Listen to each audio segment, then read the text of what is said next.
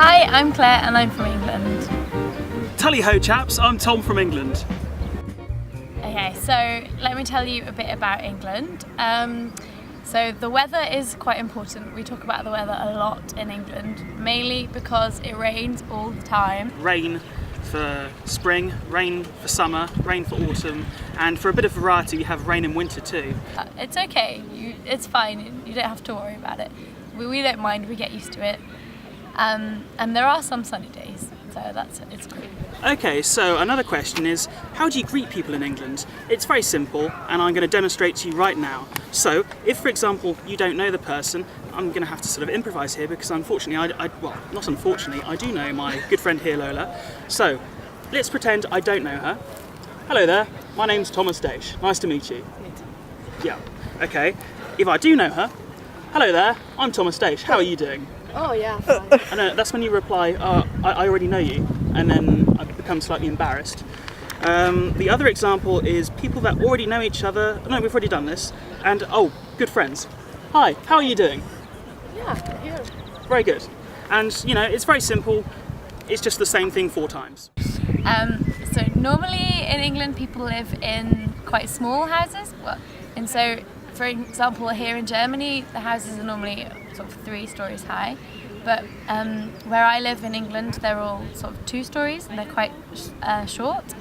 But then they all look the same. So in cities you have lots and lots of little houses all in rows, and I think that looks really English. But in addition to how we greet people in England, another important thing is how to flirt with people in England. So I'll demonstrate again. Hi, I'm Thomas Daish. Nice to meet you. Nailed it. Yeah, our public transport is not that great. It's a lot better here in Germany. The trains at home are quite often late, and buses too. But yeah, so that's quite a good thing about being here in Germany for me, especially because I live in such a tiny village. I have to walk for a mile to get to a bus stop, but here we've got the U-Bahn and S-Bahn and everything.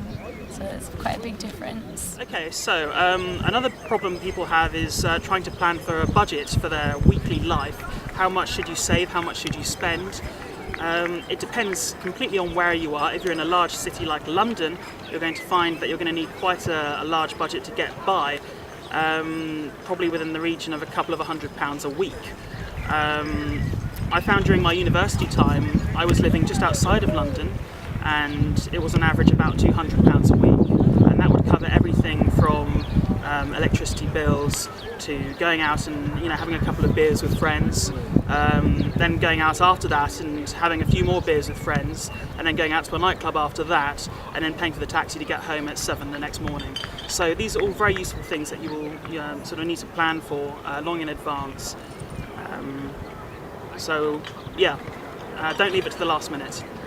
Normally for breakfast I have a bowl of cereal and always a cup of tea. Tea is important in my life. I drink a lot of tea. It has to be black tea as well. But then I do like to have a proper English breakfast, maybe at the weekend, but there's only a treat, so I don't have that every day. Okay, so another serious question people might be asking is what kind of clothing should you be wearing in the English office environment? And obviously this depends a little bit upon where you're working and how formal the job is.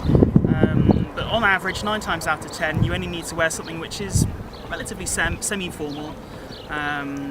For the guys, it's always good to wear black shoes, perhaps not jeans, but some relatively smart-ish trousers. A nice jacket and a nice shirt, and for the ladies, well, you be the judge, you'll all look lovely anyway.